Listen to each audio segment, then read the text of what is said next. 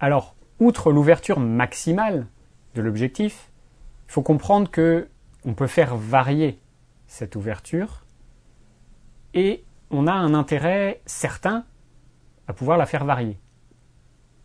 Comme pour l'œil, quand vous sortez dehors, vous avez votre pupille qui se ferme pour que votre rétine reçoive moins de lumière, parce qu'il y en a trop. Votre objectif, c'est pareil. Si, on a vu tout à l'heure, vous étiez à 1/500e de seconde en intérieur, si vous sortez en plein soleil, vous allez vous retrouver à 1/16 de seconde. Et votre appareil photo, il ne peut pas monter jusqu'à 1/16 de seconde. C'est un temps trop court, il n'a pas le temps d'ouvrir et de fermer l'obturateur dans un temps si court. Donc l'intérêt, c'est de pouvoir fermer ce diaphragme de manière à ce que le capteur reçoive moins de lumière dans un temps qu'il pourra encore utiliser. Ça va être 1/4 de seconde par exemple. Ça c'est, on va dire, le côté pratique. Ça a tendance à se faire tout seul, c'est-à-dire que vous pouvez utiliser votre appareil de manière automatique et il va fermer le diaphragme à la valeur qui convient, ou alors c'est vous qui allez le régler en fonction de cette quantité de lumière. L'autre intérêt, je dirais, mais même si c'est le principal, c'est ce qu'on appelle la profondeur de champ. Encore quelque chose d'un peu barbare à expliquer. La profondeur de champ, c'est la zone de netteté de votre image. C'est-à-dire que quand vous faites la mise au point sur un sujet, un objet, c'est à cet endroit-là que la photo va être la plus nette. Mais il faut savoir que cette zone, elle peut être plus ou moins profonde. Par exemple, prenons le cas de notre souris, si vous faites la mise au point sur cette souris, suivant les réglages et suivant l'objectif que vous allez utiliser, il se peut que seule la souris soit nette et tout le reste derrière soit flou. Et devant aussi. Ou alors, il se peut que les éléments qu'il y a derrière, par exemple, actuellement, la souris est nette, mais cette touche du clavier est nette aussi. Et ça, vous allez pouvoir, vous, choisir ce que vous voulez, qu'il soit net ou non, en jouant avec l'ouverture. L'ouverture modifiera la zone de netteté. Là où ça devient un petit peu délicat, c'est que si vous avez un objectif avec une petite ouverture, notre fameux 18-55 qui ouvre à 5,6 quand il est utilisé à 55 mm. À 5,6, dans tous les cas, la zone de profondeur de champ sera assez grande, sera assez importante, et vous ne pourrez pas la réduire. Parce que pour réduire cette zone petit à petit jusqu'à quelques millimètres, il faut un objectif qui ouvre le plus grand possible. On a, par exemple, si on reprend notre exemple de 50 mm f1, à 1, la zone de netteté va être peut-être de quelques millimètres. Ça peut avoir un intérêt très important, suivant le type de photo que vous faites, ou alors beaucoup moindre. Dans quel cas c'est important? Typiquement pour le portrait. Quand vous faites une photo de portrait, vous n'avez pas forcément envie que votre arrière-plan soit net derrière. Je vous parlais un peu plus tôt du capteur et de la taille du capteur. On se retrouve dans les mêmes conditions. Plus votre objectif a une ouverture petite, avec un nombre grand, donc 5,6 c'est une petite ouverture, plus la profondeur de champ va être importante. Et donc, votre portrait à 5,6, si jamais vous le faites devant un arbre ou une haie ou un mur avec une affiche derrière, certes, votre visage sera net, mais l'affiche derrière ou les feuilles seront aussi nettes. Et c'est pas ce que vous voulez. C'est donc pour ça que choisir un objectif qui a une grande ouverture, ça vous laisse cette possibilité. Vous pouvez choisir de faire varier la profondeur de champ de quelques millimètres ou quelques centimètres à plusieurs mètres si vous le souhaitez. Le cas typique, en paysage, on a tendance à privilégier une profondeur de champ très importante parce que dans votre composition, vous voulez que votre botte de paille au premier plan, elle soit nette, mais aussi que ce qui est à l'infini soit net. Et dans ce cas-là, vous allez utiliser une petite ouverture. Donc vous allez fermer avec votre molette petit à petit, vous allez 8, vous allez passer 8, 11, 16, et à 16, vous aurez une profondeur de champ énorme.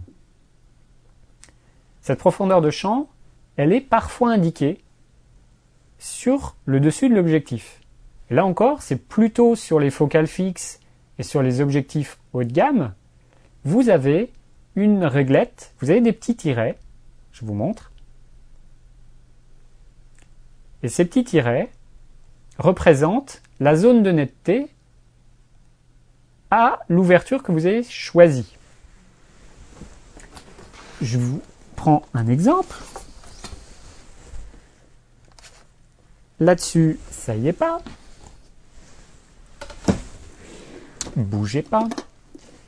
Prenons un 50 mm.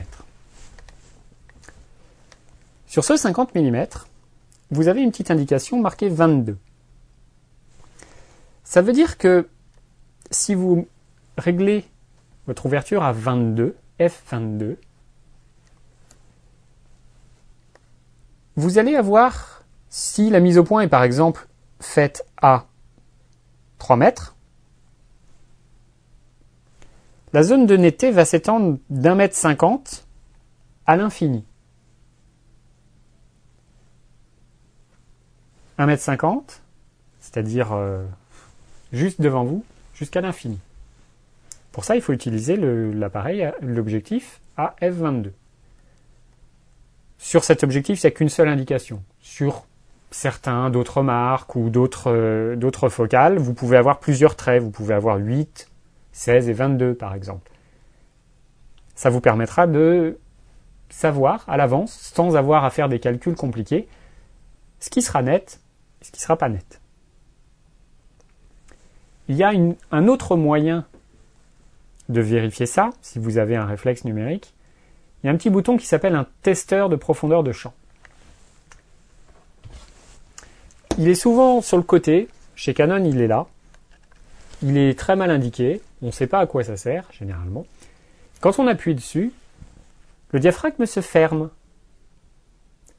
Ça assombrit nettement le viseur, mais ça vous permet de voir, si vous faites très attention, la plage réelle de netteté de votre photo.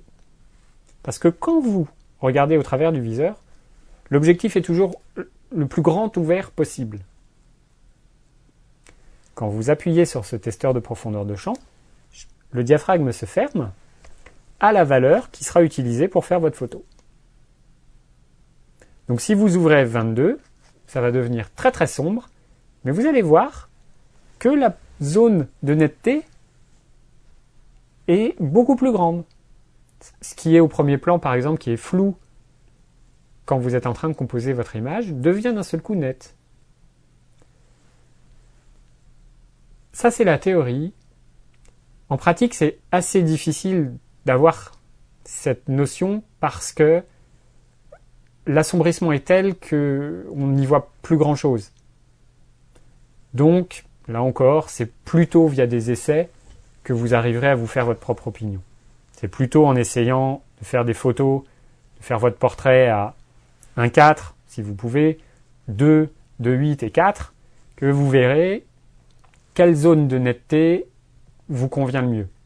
Parce que peut-être que si vous ouvrez à 1,4, vous vous rendrez compte que si votre portrait a un petit peu de profil, vous allez avoir un œil net et l'autre œil qui est derrière qui est flou parce que la zone de profondeur de champ n'est que de quelques centimètres. Donc peut-être que votre photo à f2 ou 2.8, elle sera meilleure. Mais tout ça, pour résumer, n'est possible que si vous avez un objectif qui vous permet d'utiliser une telle palette d'ouverture. Et ça, c'est disponible que si vous avez Un objectif, typiquement un 50 à 1.8, c'est génial pour ça. Vous pouvez vraiment tester, expérimenter dans tous les sens. Alors qu'avec votre 18-55 qui ouvre seulement à 5.6, vous allez être un petit peu bloqué. Ça va être profondeur de champ importante ou très importante, mais courte, non. Voilà pour l'ouverture. Je ne vais pas rentrer encore dans d'autres détails. Je pense que vous avez la tête déjà suffisamment grosse comme ça. Vous avez suffisamment à retenir. Je vous invite à re-regarder la leçon si vous n'avez pas tout compris. Ça va rentrer petit à petit. Et puis, vous verrez, c'est aussi à l'usage qu'on apprend tout ça. C'est, comme je le disais à l'instant, en faisant des essais, en notant ces essais, ou alors, après vos photos, vous avez la possibilité généralement de regarder et d'avoir des informations, ça s'appelle des données EXIF, EXIF, dans les logiciels de photos, ou en faisant un clic droit sur votre JPEG et en allant dans les propriétés, vous pouvez savoir quelle ouverture a été utilisée pour quelle photo. Ça vous permet donc de noter, de prendre en compte petit à petit que pour faire telle photo, c'était plutôt telle ouverture qui a fonctionné. Pour telle autre photo, c'est plutôt en fermant un peu plus. Bref, c'est comme ça qu'on progresse. C'est en faisant des photos, en ratant des photos et en étudiant pourquoi elles sont ratées ou pourquoi elles sont réussies, parce que j'espère que vous en réussirez aussi beaucoup.